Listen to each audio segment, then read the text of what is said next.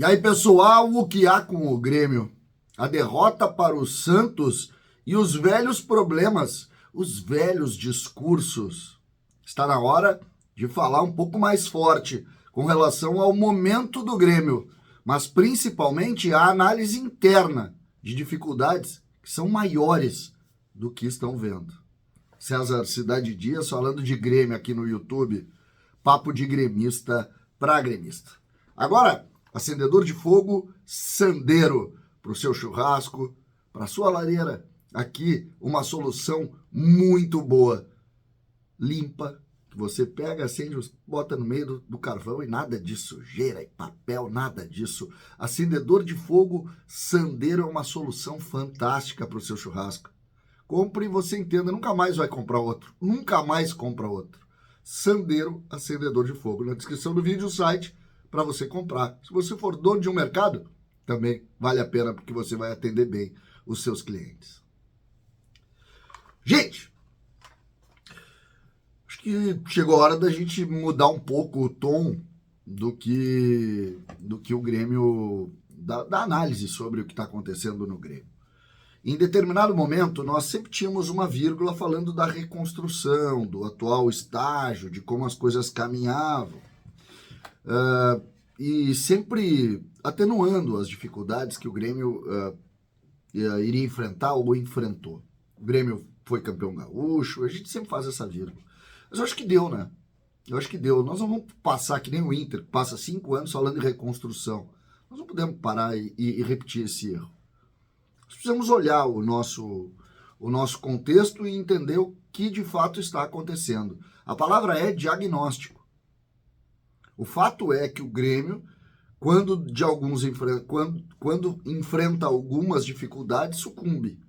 E isso não está sendo visto pelo próprio Grêmio quando fala discursos arrastados e antigos. Ontem, por exemplo, não sei se o jogo foi ruim. Agora, a coletiva foi pior. Porque na coletiva a gente voltou 10 anos no tempo. Quando começa com aquela história, eu treinei e eles não viram, eu não entro no campo, como o Renato disse. O futebol já passou, isso aí já foi há muito tempo. Agora é hora de ser muito prático com relação às coisas dentro do campo. Por que o Grêmio marca pouco no meio campo? Por quê? Por que o Grêmio insiste em jogar com Ferreira, sabendo que a solução, nós já vimos esse filme. Nós já vimos. Por que o Renato, quando mexe no segundo tempo, desmancha o time? Nós já vimos isso. Por que a insistência com algumas peças que são de ordem de entendimento pessoal do Renato? O João Pedro é melhor que o Fábio. Por que esse entendimento? Por que o nervosismo do Reinaldo em todos os jogos? Existem situações que estão se repetindo, e não se repetindo dentro do campeonato, se repetindo dentro do histórico do Grêmio. Dentro do histórico. Por exemplo, Nathan Fernandes, tá sobrando. Aí ontem botou o Galdino para jogar. E o Nathan ganhou o Campeonato Sub-20 pro Grêmio. Não. De novo, não. Já vivemos isso. E não deu certo. E tá aqui o cara que quer muito a permanência do Renato, que entende que o Renato é peça fundamental pro Grêmio. Mas existem situações que não podem ser repetidas. Não podem ser repetidas. E o jogo de ontem claramente nos colocou um espelho do passado absurdo. Absurdo. O que foi aquela parte da entrevista que ele diz: eu avisei, se não tiver na parte de cima da tabela não tem folga. O que é? Estão jogando pela folga? De novo? De novo? O Grêmio precisa entender o que está acontecendo. Foram 9 pontos contra Goiás, contra Vasco da Gama e contra Santos. 1 vencido. E ainda assim, o ponto vencido foi por acaso. Foi um gol do André Henrique no último minuto. Teria perdido os 3 jogos. E o que mais assusta, repetindo problemas. Esse Grêmio parece também escolher os jogos para atuar. Que é algo do passado também. Quando tu estica a corda, o time vai motivado, vai para o enfrentamento, joga, depois tu diminui a corda esticada e o time volta para um padrão abaixo da média. Essa realidade, ela é posta. Ninguém está inventando discurso aqui. Agora, que hoje o Grêmio precisa sentar e discutir isso para olhar para o futuro de uma maneira mais concreta, eu não tenho nenhuma dúvida. Eu não tenho nenhuma dúvida. Ontem foi constrangedor o meio-campo do Grêmio. Constrangedor.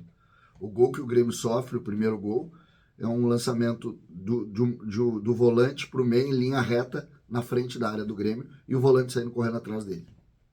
E o Carbajo passou a tarde inteira correndo atrás. E o PP saiu a tarde inteira correndo atrás. Isso é erro de posicionamento.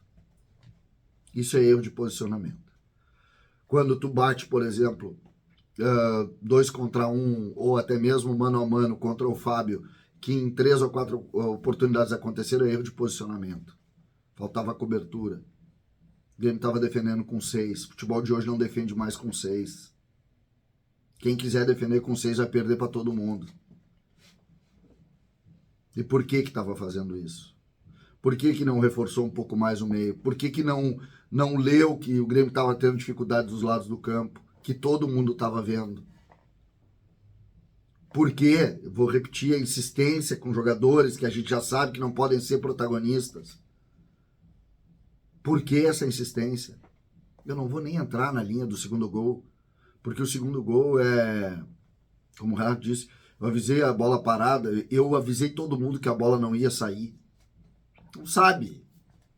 Eu avisei que a bola não ia sair, estão brincando. Ninguém tem que avisar, isso aí é futebol, os caras jogam bola desde os 3 anos de idade. Então, são situações que estão se repetindo e que assustadoramente são vistas pelo Grêmio de uma maneira superficial. Superficial. O Grêmio parece tranquilo. Por quê? Porque saiu de um problema maior. E isso não pode constranger a análise. A análise a partir de agora precisa ser a partir deste recorte. E não de um recorte de um ano atrás. A análise é deste recorte. E este recorte é um recorte que preocupa. Porque sempre que tu faz essa análise, tu projeta o futuro. E o futuro do Grêmio é que nós estamos tentando discutir e melhorar. Análise perigosa, ruim, de um Grêmio que não entende os seus problemas. E esse filme ninguém quer rever. César Cidade Dias falando de Grêmio aqui no YouTube.